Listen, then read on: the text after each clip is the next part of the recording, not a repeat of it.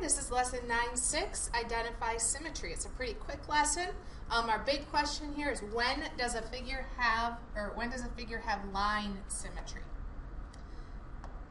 So here's your frame for 9.6. Make sure you're open to this. We're going to complete our notes by doing this frame. So this frame, 9.6, Identify Symmetry, is about understanding and identifying two types of symmetry, line and rotational symmetry. Okay? So line symmetry is what we're going to talk about first. So our essential idea, our main thing here for line symmetry, is that when both sides of a figure look exactly the same, when you draw a line down the middle, the line is called the line of symmetry. So line symmetry is something you've seen before. So it shouldn't be a new thing for you.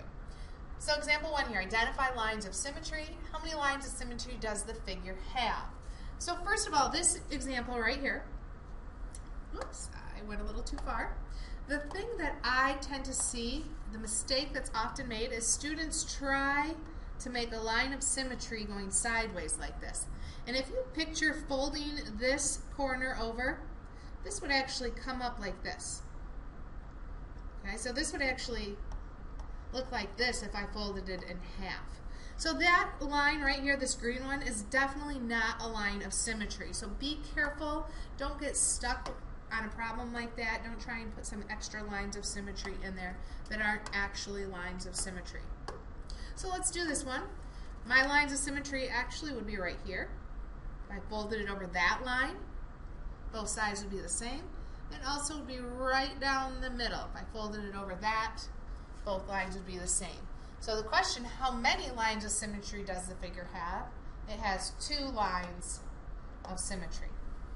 This next one, if I make a line going from this top down here to the middle of the bottom, that would be 1 line of symmetry.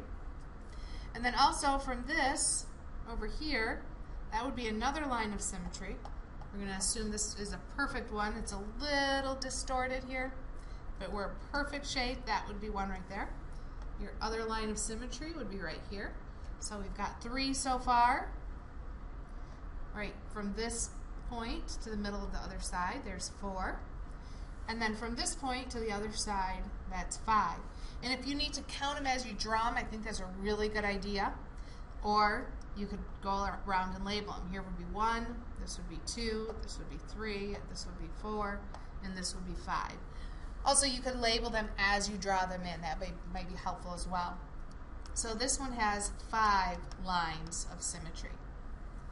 This last one, you can see it's kind of elongated. The sides are pulled out. So I can draw a line of symmetry right here, right down the middle, but that is the only one. So this one only has 1 line of symmetry. So that's line symmetry, something you've already heard before, you've worked with it before, it should not be a difficult concept. The next one is called rotational symmetry. Rotational symmetry, the essential detail here, is when you can rotate a figure by 180 degrees or less around a center of rotation and it looks exactly the same. So it's 180 or less. You don't want to rotate it more than 180. Example 2 here, identify rotational symmetry. It says, does the figure have rotational symmetry? If so, describe any rotations that map the figure onto itself. Right here is the top. This is how I like to do rotational symmetry. If I took this point and turned it right here, my shape would look exactly the same, and that would be a 90-degree turn. If I took it and turned it right here, my shape would still look exactly the same. So that would be a 180-degree rotation. I could take this and put it right here. That would be 270 degrees, and it would look exactly the same. Or I could come all the way back around, and that would be 360 degrees. We only write our rotations, though, that are 180 or less. So it says describe any rotations that map the figure onto itself. So we're going to say yes, it has rotational symmetry. A 90-degree turn would map it onto itself, and a 180-degree turn would map it onto itself. 270 and 360 also work, but we don't write those. We only write the ones that are 180 or less. So let's look at this next one here. Does it have rotational symmetry? If so, describe any rotations that map the figure onto itself. So if I started right here, I could rotate it right here. Okay. I could also start here and rotate it right here, and that would be the same. Could also start here and rotate it around to here. It would look exactly the same. Could start here and rotate it around to here. That would look exactly the same. And I could start here and rotate it all the way around to here, and it would look the same. And obviously, I could start here and go all the way back 360 degrees, and it would look the same. So looking at this, I can rotate it once, twice, 3 times, 4 times, 5 times, and then 6 times would take it right back to itself. So to figure out how many degrees each of these rotations is, I take 360 degrees, a full circle, and divide it by 6 because it takes 6 times to get it back to its origin. So 360 divided by 6 is 60 degrees. So this first one is a 60 degree rotation. The second is a 120 degree rotation. This third is a 180 degree rotation, which that makes sense. It looks like 180 degrees. Then we don't need to go further because, as I said, we only write them 180 degrees or less. So it's got a 60 degree rotation.